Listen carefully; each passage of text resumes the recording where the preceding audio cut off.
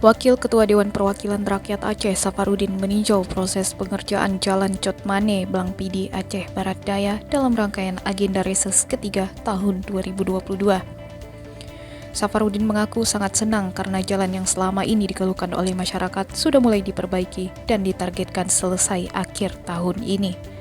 Hasil pemantauan sementara dari kunjungan yang ia lakukan kali ini, dikatakan Safarudin, pengerjaannya sudah jalan sekitar 35%. Untuk diketahui, jalan lintas dari Simpang Cotmane, Kecamatan Jumpah, menuju Kota Blangpidi, itu panjangnya sekitar 3,34 km.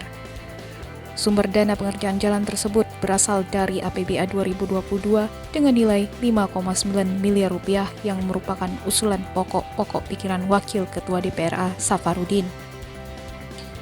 Putra asli Abdia ini mengingatkan rekanan untuk mengerjakan proyek ini dengan baik sehingga memberi manfaat langsung kepada masyarakat.